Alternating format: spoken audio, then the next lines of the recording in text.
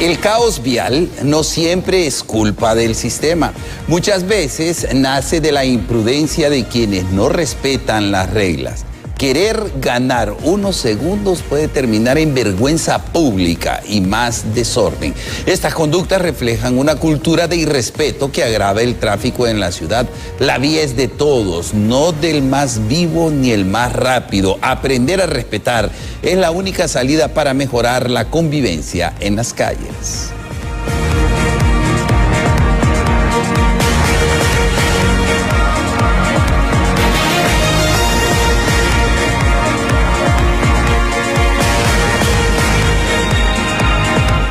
A todos, buenas tardes. Gracias por informarse con Impacto BTV Meridiano, ya dándole por culminado el mes de abril. Bueno, esperamos de que sea una semana llena de muy buenas noticias, porque está expectante todo lo que ocurre con la negociación al salario mínimo. Bueno, también vamos a prepararnos todos los hondureños también a ser partícipes de las marchas del 1 de mayo, Día Internacional del Trabajo. Bueno, y algo se desprende también una fecha importante, como es el Día de la Madre. Pero bueno, yo creo que quien le recordaron a la creadora de los días fue a este conductor de bus realmente.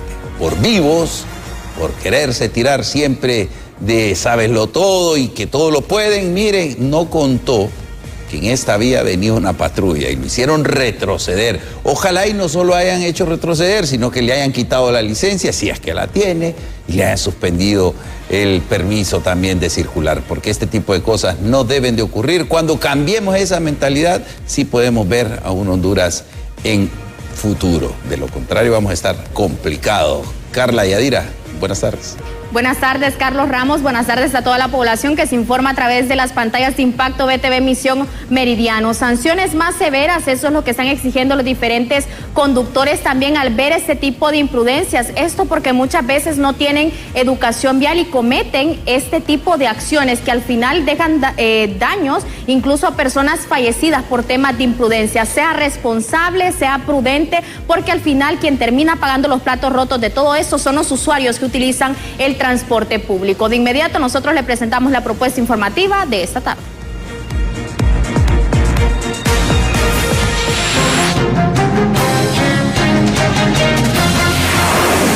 Titulares, Impacto BTV Meridiano. Preocupación en la sociedad por la imparable ola de violencia contra las mujeres. Al menos 598 personas han perdido la vida en accidentes viales en lo que va de 2026. Solo el fin de semana se sumaron 21 víctimas. Las Fuerzas Armadas de Honduras contabilizan 7 incendios forestales que fueron atendidos en las últimas horas en varios puntos del país.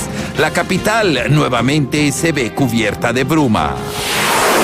Obreros y empresarios continúan reunidos negociando el ajuste al salario mínimo para 2026. Los representantes de los trabajadores aseguran que ellos mantendrán su propuesta. En las noticias internacionales, el Papa León XIV se reunió con la primera mujer anglicana en ser nombrada arzobispa. Así iniciamos Impacto BTV Meridiano, el poder de la noticia.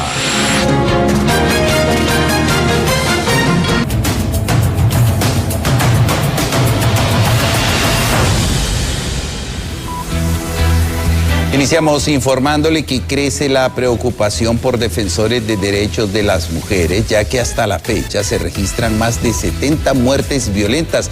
Gabriela Plata, a esta hora nos amplía, Gabriela.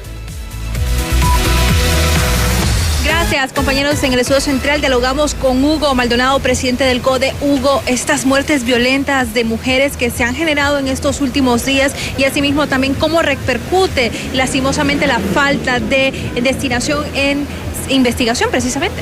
Miren, la situación es que se ha heredado, no solo en materia de seguridad, sino en educación, en salud, se ha heredado un fuerte impacto de las muertes violentas a nivel del país. Los grupos vulnerables, mire, sigue siendo la mujer, sigue siendo los menores, siguen siendo los adultos mayores, siguen siendo periodistas, defensores de derechos humanos, abogados en el país. ¿Cómo erradicarlos? Mire, solo fortaleciendo el sistema de investigación criminal en este país. Para el CODE, nosotros creemos que el presupuesto hubiese sido más alto, el de seguridad, ¿saben? Porque para nosotros la vida y la seguridad de los hondureños no debe de tener precio.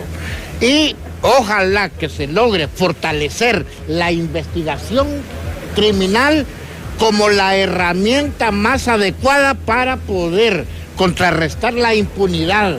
Porque si no se ataca la impunidad, aquí andan pululando un montón de criminales detrás de ustedes, detrás de nosotros, detrás de sectores de la sociedad hondureña, de los comerciantes, pequeños emprendedores, etcétera. Y atacar las acciones del crimen organizado en cuanto a esta ola de secuestros que el país está sintiendo.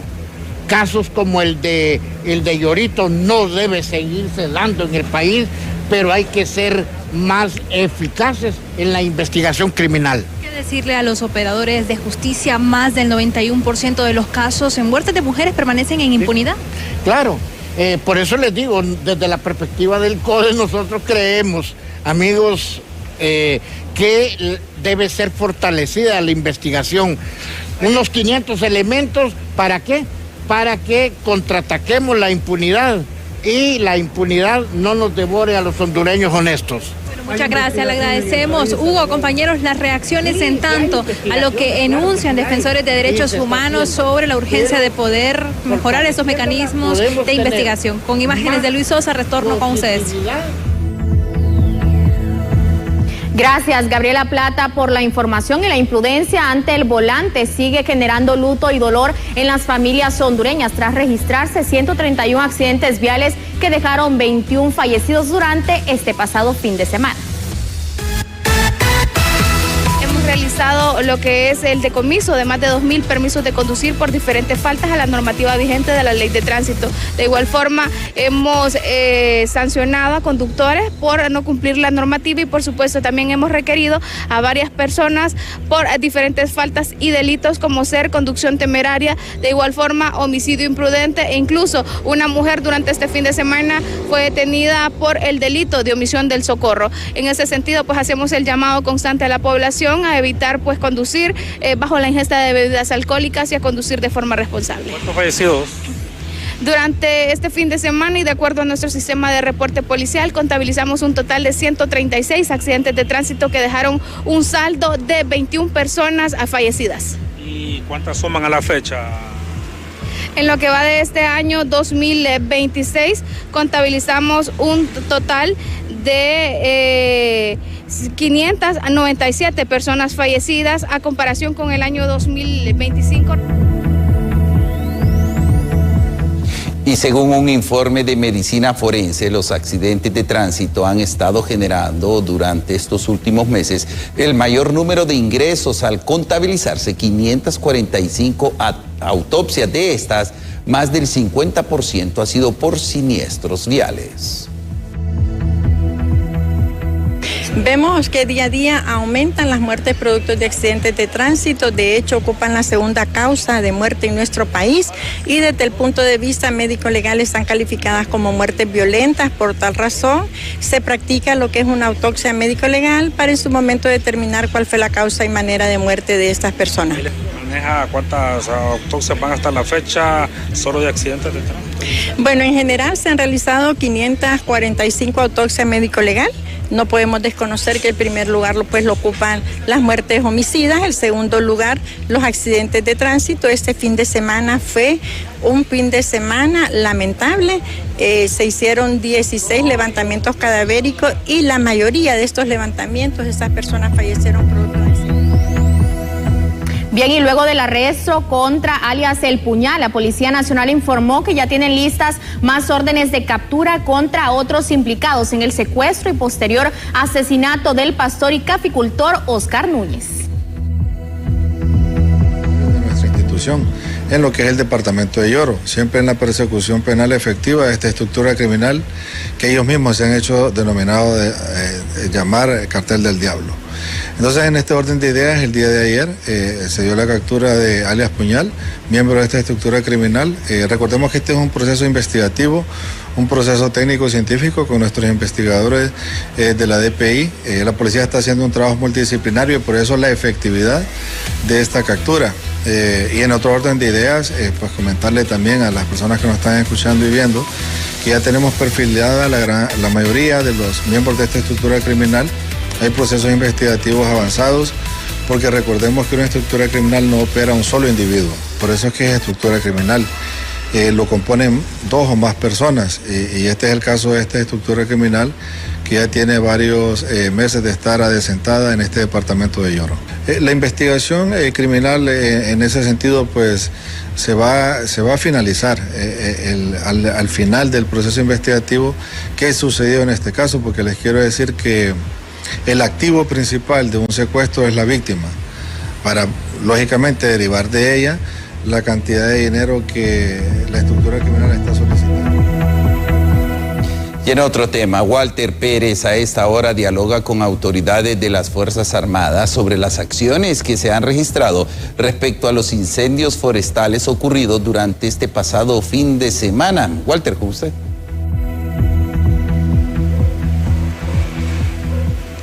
Buenas tardes, compañeros. En efecto, me acompaña el portavoz de las Fuerzas Armadas, el capitán Mario Rivera, sobre la incidencia de incendios forestales. Se reportan 7, Mario, que han sido atendidos durante este pasado fin de semana. Muy buenas tardes, licenciado. En efecto, las Fuerzas Armadas, a través de personal del Comando de Apoyo al Manejo de Ecosistemas y Ambiente, los 3 batallones de protección ambiental, así como personal del Ejército, Fuerza Aérea y Fuerza Naval, han participado en el combate y control de 7 incendios forestales que se han registrado en diferentes sectores del país. Las zonas afectadas fueron la colonia El Dorado, en Danlí, El Paraíso, en San Antonio de Oriente, Francisco Morazán, en Ciguate, Catacama, Solancho, en Aldea Mosqueta, La Campa Lempira, en San Matías, La Campa Lempira, en Monterredondo, aquí en Francisco Morazán, y también en el sector de El Horno, en San Antonio de Oriente. Son los 7 sectores donde este fin de semana las Fuerzas Armadas participan en el combate y control de incendios forestales. ¿Y a nivel nacional cuánto pagan? Bien, en lo que va de este año podemos informar que el personal de las Fuerzas Armadas ha participado en el combate y control de 250 incendios forestales y en zacateras que han consumido más de 2.470 hectáreas. Para el cumplimiento de esta misión, las Fuerzas Armadas ha asignado a más de 4.000 efectivos a nivel nacional. Es importante el uso de la denuncia, Mario, para evitar que se siga destruyendo o que sigan destruyendo los pulmones del país. Es afirmativo, es un aspecto muy importante. La población debe mantener la cultura de la denuncia. Al observar a cualquier persona que esté cometiendo delitos contra el medio ambiente, reportarlo inmediatamente al 911 o también directamente a los miembros de las Fuerzas Armadas o de otros cuerpos de seguridad del Estado para identificar a estas personas, capturarlas y ponerlos a la orden de la autoridad competente. En el momento la Fuerza Armada no ha capturado a nadie. Bien, por el momento no se ha dado captura a personas, sin embargo se está ya en proceso de investigación en torno a algunas denuncias que se han recibido sobre este tema. Muchas gracias al portavoz de las Fuerzas Armadas, el capitán Mario Rivera. Mi reporte, compañero, junto a Elvis Zambrano con ustedes.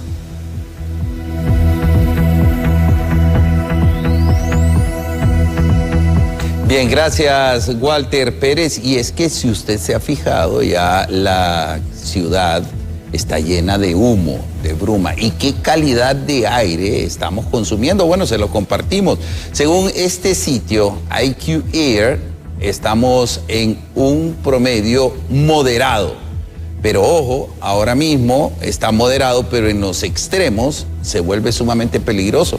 Así que la recomendación siempre es a que usted tome las medidas, porque lamentablemente los incendios forestales nuevamente están llenando de humo las principales ciudades y esto al final repercute en la salud. 82% hasta el momento la calidad de aire que estamos consumiendo, así que hay que estar pendientes y si tiene que tomar medidas, por favor, hágalas para evitar enfermedades respiratorias.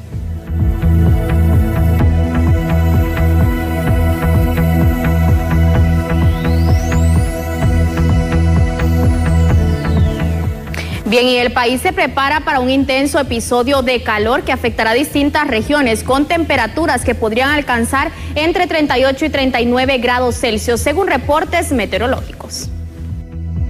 Condiciones secas y temperaturas muy altas, sobre todo en la capital industrial del país, San Pedro Sula con 38 grados centígrados, Tegucigalpa 31 grados, la Sultana del Sur, Choluteca con 36 grados, lo mismo Nacabome, Juticalpa con 33 grados, Comayagua también altas temperaturas, 34 grados centígrados, el occidente del país 31, La Esperanza 24 y Roatán con 30 grados centígrados. De lunes a miércoles el panorama va a continuar así, condiciones secas en la mayor parte del país, temperaturas muy altas, entonces una recomendación a nuestra población: hidratarse mucho, usar bloqueador solar, va a protegerse de la intensa radiación solar, cuidar mucho a nuestros adultos mayores, a nuestros niños y también nosotros mismos.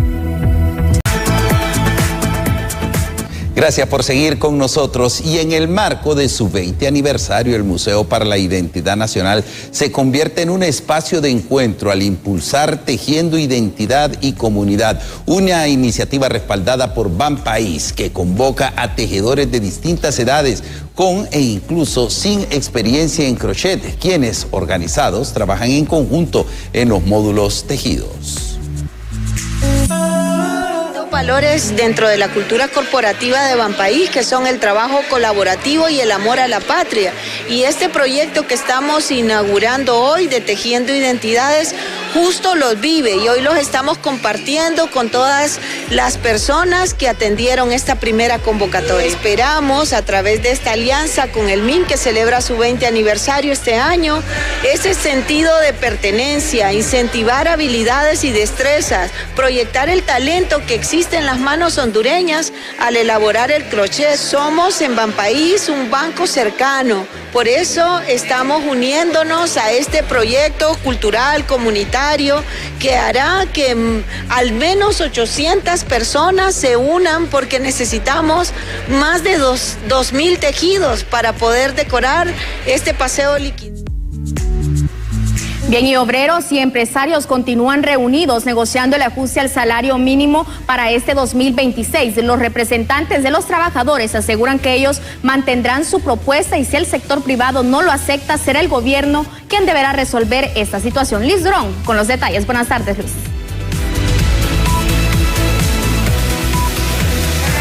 Así es, muchas gracias, compañeros. En el estudio me acompaña Benjamín Vázquez, él es el secretario adjunto de la Central General de Trabajadores. Pues ya están sentados tantos empresarios como obreros en la mesa de negociación para ver si este día se logra el tan ansiado acuerdo del ajuste al salario mínimo.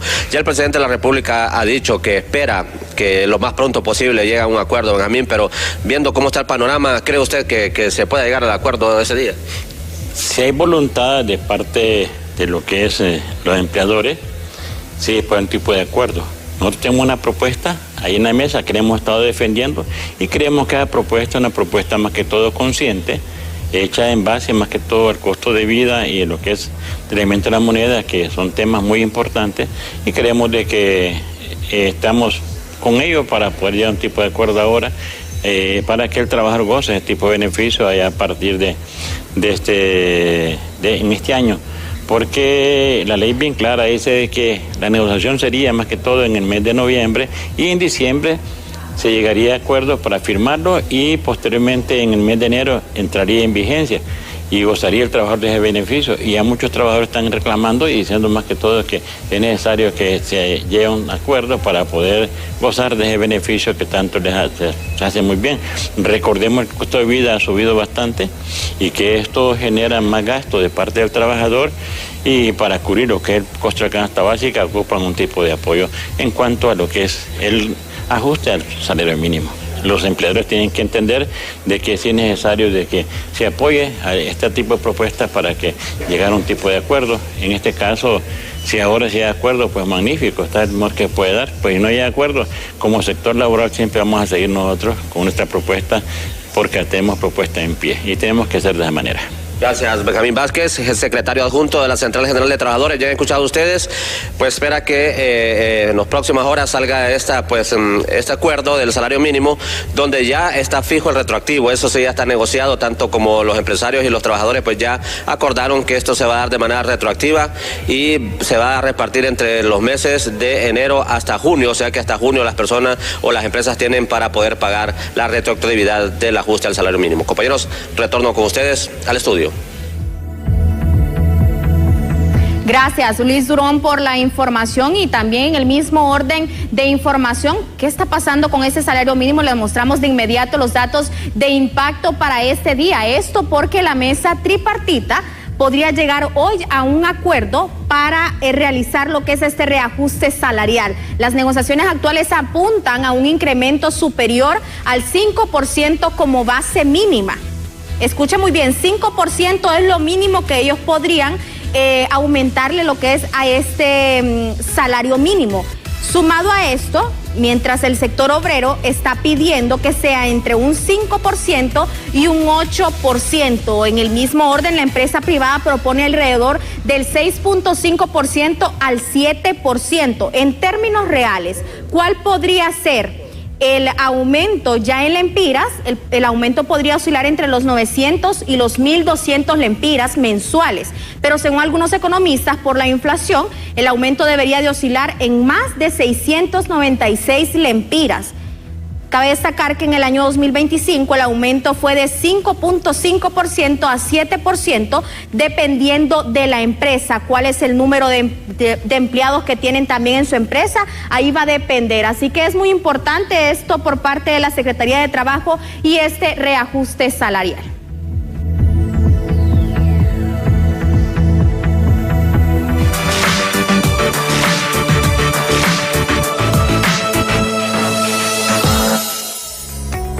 Y justamente en este tema, en nuestro espacio Diálogo de Impacto, hoy se contó con la presencia de dirigentes obreros específicamente para hablar sobre las propuestas que hay. Dentro de sus comentarios, pues se habló sobre la canasta básica, que sabemos que es un punto referente y que para algunos el porcentaje puede ser leve y para otros mucho, pero queremos escuchar las opiniones de Impacto, mejor dicho, leerles a ustedes. Henry Canales dice, aquí con el salario mínimo solo se sostiene una persona, pero una familia imposible. Por eso en los hogares todos trabajamos y solo para comer, nada del gustito. Aquí lo que sostiene el país son las remesas. También José Omar Reyes Paz dice, en qué queda el salario mínimo de los cajeros de todos los bancos del país y estos tienen grandes responsabilidades en sus faenas diarias. También Mirna Yamilet Fonseca Pineda, así como le aumentan al trabajador, asimismo viene el trancazo. Dice María Hernández, es verdad, Victoria Flores, ¿y cuándo pagan el salario mínimo? Bueno, es probable de que en estos días, si no es hoy, en estos días se pueda llevar a cabo. Ya tendremos a César Euseda justamente desde el sitio donde se lleva a cabo esta sesión, a ver si hay algún avance. Roberto Ramos dice, por eso se llama salario mínimo, porque los seudónimos, los pseudo dirigentes acomodados y petrificados inclinan la balanza para el lado de quien les conviene, dice. Rigoberto Hernández, no hombre, ¿cómo va a ajustar esa miseria del salario para la canasta básica? Todo está carísimo. Lucas Shelby, por esos motivos la gente emigra a otros países porque no hay cómo poder hacer una casa aquí en este país. También dice Charlie Solórzano, por eso la mayoría de las personas optan por emigrar a otros países, ya que aquí no hay cómo salir adelante. Si se le sube el salario mínimo, le suben todo, entonces no le suben a nada. Claudia Cabrera, la verdad que sí, todo está caro. Antes y ajuste el salario, debería de dar ese aumento. Ya César Euseda nos está preparado para llevarnos más detalles de lo que está ocurriendo en esta reunión. Elmer Escobar, falta la canasta básica medicinal y canasta básica estudiantil. Nos decía hoy justamente nuestro invitado en Diálogo de Impacto que es importante tener pues un poco de paciencia, porque al final lo que se busca es de que el pueblo hondureño tenga pues por lo menos algo con que salir adelante, nos decía Benjamín Velázquez, secretario adjunto de la Central General de Trabajadores. Bueno, parte de las opiniones que nos han compartido nuestros cibernautas, le queremos invitar a ustedes para que estén pendientes de todas nuestras publicaciones, puedan participar, y aquí en Opiniones de Impacto estaremos ahondando en el tema.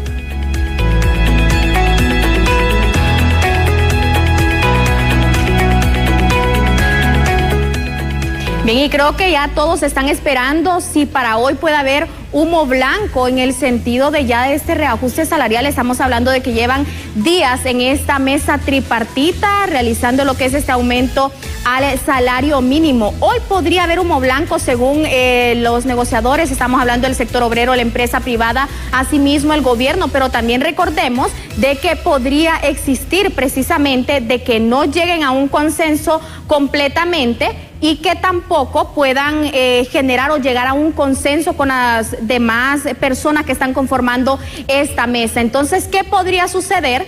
Es que el gobierno pueda fijar una fecha específicamente, pero ya vamos a tener más reacciones acerca de este reajuste al salario mínimo, y las centrales obreras se encuentran ultimando ya detalles para la gran movilización del Día del Trabajador en la zona norte, donde se harán reclamos ante la vulneración de los derechos laborales. Veamos.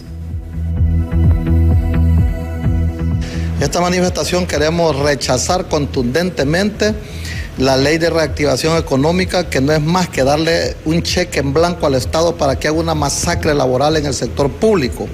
Y también rechazamos la ley de empleo parcial, que eso significa restarle derecho a los trabajadores ya contemplados en el Código del Trabajo, la Constitución de la República y los propios convenios internacionales, los cuales le dan potestad al gobierno para que siga, y a la empresa privada para hacer masacres laborales, para contratar gente que trabaje 2, 3, 4 horas, que la limita a poder tener una vivienda digna, poder pagar transporte, poder pagar... Y seguimos informándole en Impacto BTV Meridiano, y siempre en este tema relacionado al ajuste al salario mínimo. ¿Cómo se está desarrollando? Hay ingreso a la prensa, pero sí están negociando. Vamos con César Euseda, que se encuentra desde el sitio donde están reunidas estas comisiones para determinar si se aprueba o no el ajuste al salario mínimo. César.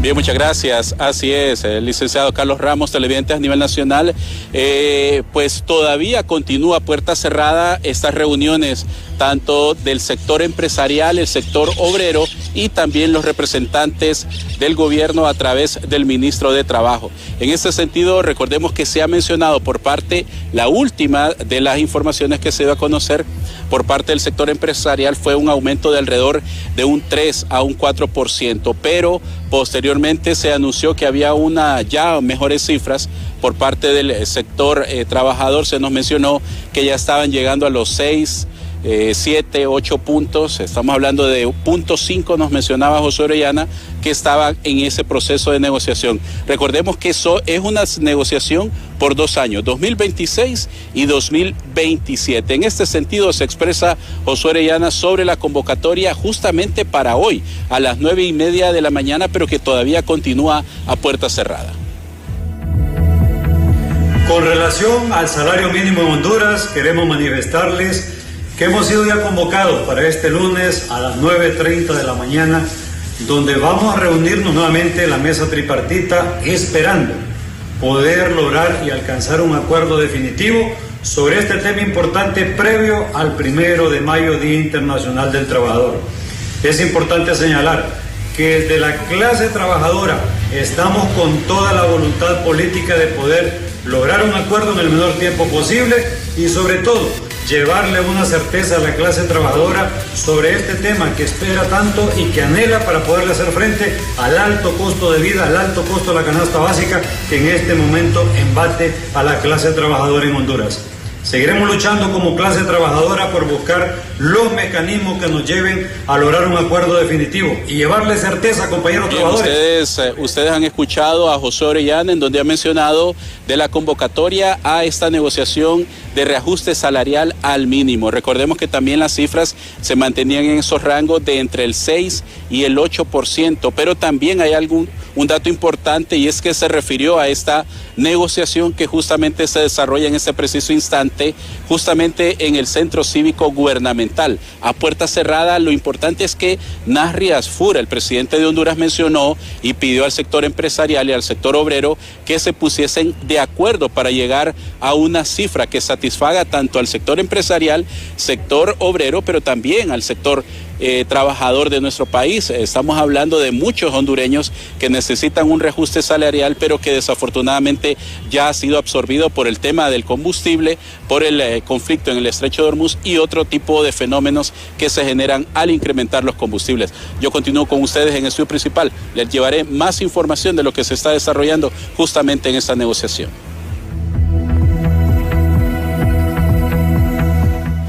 Gracias, César Uceda, por la información, y vamos a estar pendientes para ver si hoy puede haber humo blanco en lo que es ese reajuste al salario mínimo. Y en otro orden, los usuarios del servicio de taxi colectivo ya resienten el incremento de 5 lempiras a la tarifa, mientras que los conductores defienden alzas en sus costos.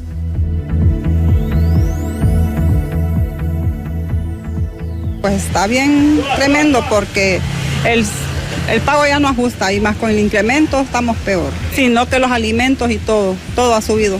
A la bolsa de nosotros, a la economía, pues que nos ayuden a bajar el combustible, todo, porque ya con niños en la escuela es bien difícil también, bien difícil, y entonces hay que pagar transporte por los niños y todo eso. Entonces al gobierno que nos ayude, que nos apoye un poco más.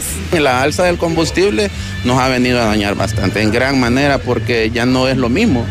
Y la afluencia de pasajeros ha disminuido también un poco. Yo consumía 500 lempiras, hoy estoy consumiendo 650. Ahora asume usted esos 150 por 7 días de la semana, ¿cuánto me ha incrementado? Entonces ya no me va a compensar los 5 lempiras todavía, me falta todavía para poder completar. Bien, y cambiando de tema, profesionales del derecho reaccionan a los 90 días de la gestión del presidente Nasri Asfur, donde resaltan que debe de generarse acciones fuertes, ya que el país está sufriendo fuertes desafíos, principalmente económicos y de seguridad. Hasta ahora, hasta los 90 días, ya la curva de aprendizaje terminó. De aquí en adelante ya tenemos que empezar a ver cambios, tenemos que empezar a ver respuestas. Esperamos ver las diferentes transformaciones de las cuales se ha hablado, que comiencen a tener efectividad y que esas políticas públicas que se implementen comience a verse en materializados en los servicios que la población hondureña necesita: salud, educación, en materia de empleabilidad e inversión. Y también, lógicamente, uno esperaría que algunas promesas se materialicen, como ese sistema de integridad público que prometió el presidente de la República. Bien, y la directora ejecutiva de los distribuidores de combustibles del país les pide a los hondureños seguir manteniendo las medidas de ahorro de los carburantes, ya que si bien es cierto los aumentos para esta semana son de menor cuantía, en cualquier momento pueden volver a dispararse, ya que la crisis en el Medio Oriente se mantiene.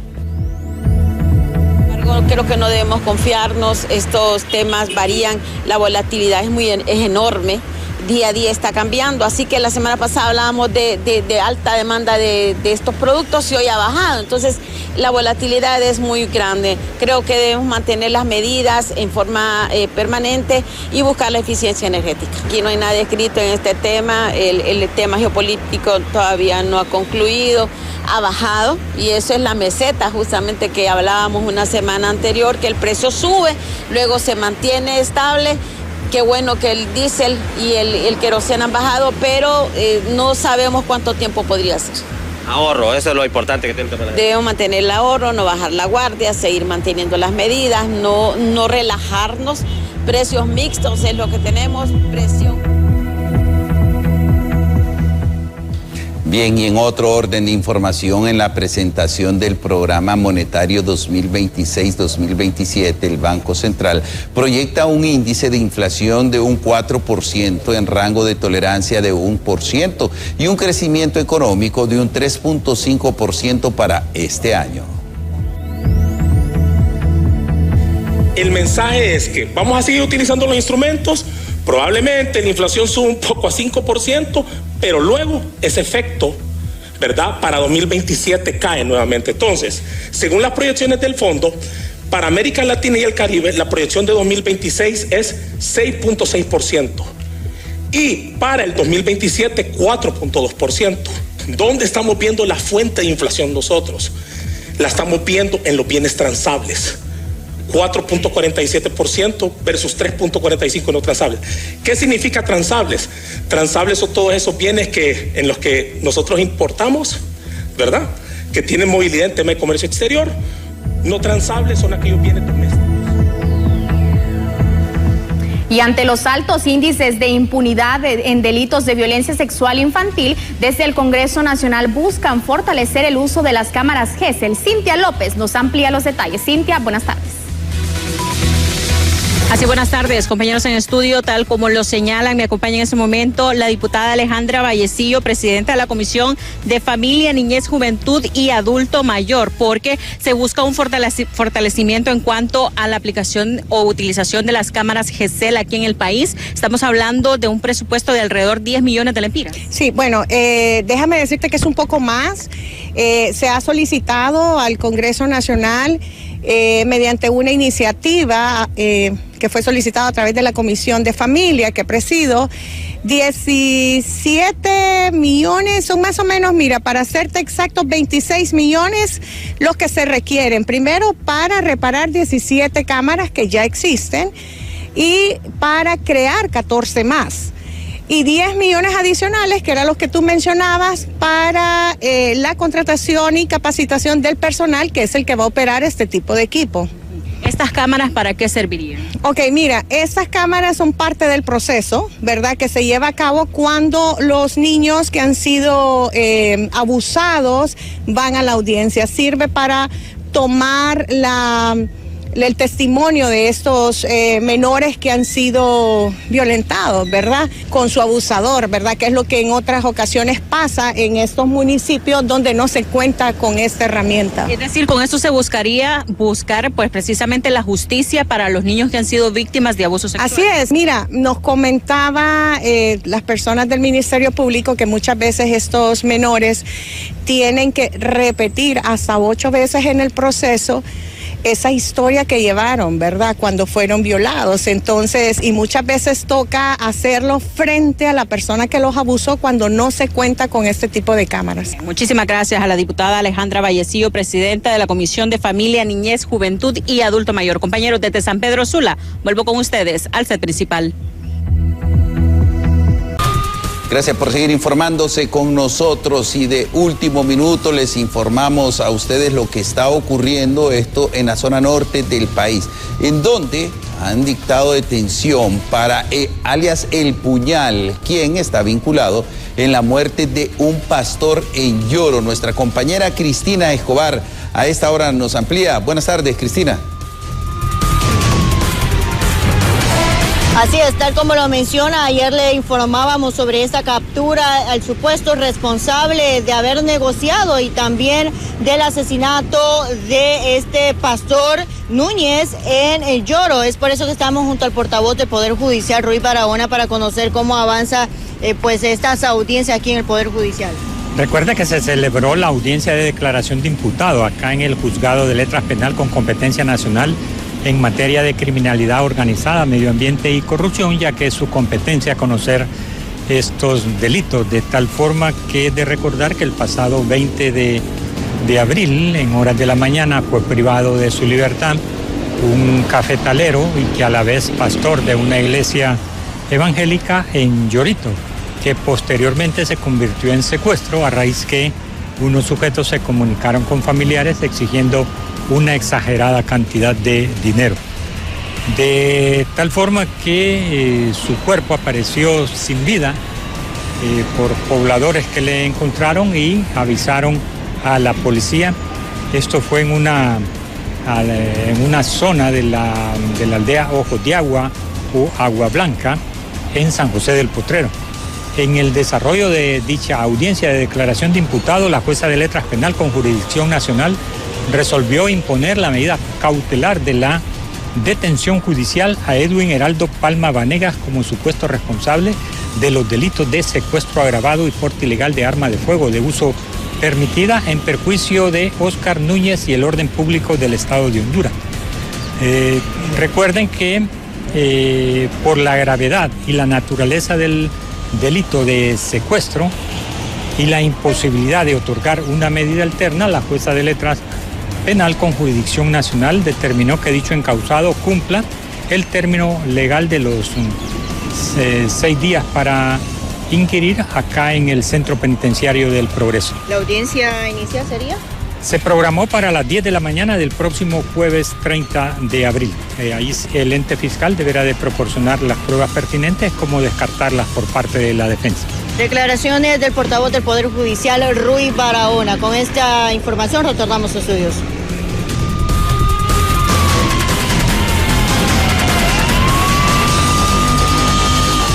Gracias, Cristina Escobar, por la información. Y con un total de 102 autopostulantes cerraron las vacantes para el Tribunal de Justicia Electoral y también para el Consejo Nacional Electoral, generando expectativas desde sociedad civil. Gabriela Plata con los detalles. Adelante, Gabriela, buenas tardes. Gracias, compañeros. En el estudio central, 102 postulantes para otorgar, o mejor dicho, sustituir estos cargos dentro del Consejo Nacional Electoral y el Tribunal de Justicia Electoral. Las expectativas desde sociedad civil, ¿cómo analizar todo este proceso? Bueno, primero decir que es muy bueno el hecho de que el proceso ha generado confianza. Tener 102 personas que se autopostularon, yo creo que eso es muy positivo. Eso no es común, no lo mirábamos porque cada vez la gente pierde confianza y los buenos profesionales no siempre se postulan. 2, hay gente extraordinaria y eso es importante decirlo. Hay personas profesionales de primer nivel que no están vinculados al activismo político de ningún partido. Yo creo que eso es muy bueno porque eso le permite a la comisión identificar un criterio que debería ser la independencia, no una persona que vaya a responder a los intereses de un partido político, sino más bien a comprometerse con el fortalecimiento de la democracia. El llamado a la comisión es actuar con objetividad, con independencia, que sean transparentes, tienen que publicar todo y que le genere al pueblo hondureño la confianza de que hay una ruta para transformar los órganos electorales en el país. ¿Cómo hacerle ver a la población hondureña que esta vez las personas que ostenten estos cargos no van a estar definidos por intereses políticos y asimismo también desde sociedad civil podrían unificarse para ser veedores directos del proceso? Bueno, primero hay una cultura política y hay una desconfianza generalizada de la población. Siempre la población va a cuestionar todo lo que va al Congreso Nacional, se convierte en político y hay que ser pragmáticos. Al final, las personas que sean nombradas van a tener que tener la venia o el apoyo de 86 diputados. Ellos son, y esos 86 diputados se encuentran en 2 partidos políticos. Entonces, eso no lo podemos quitar porque así está diseñado el sistema. Estamos dispuestos a hacerlo, obviamente, hay que resaltar, ya lo hemos estado haciendo hasta este momento, pero si la comisión nos permite acceso a la documentación, a la información y todo se realiza con transparencia, eso es positivo para todos. Bueno, muchas gracias, le agradecemos, Carlos, compañeros, todo lo que ocurre en el país y asimismo también las expectativas sobre estos nuevos institutos para estos cargos. Con imágenes de Luis Sosa, yo regreso con ustedes. Y esta semana inicia el proceso de depuración de postulantes para los cargos vacantes en los órganos electorales y por los vientos que soplan, los elegidos no serán del Partido Libertad y Refundación. Cintia López nos amplía, Cintia.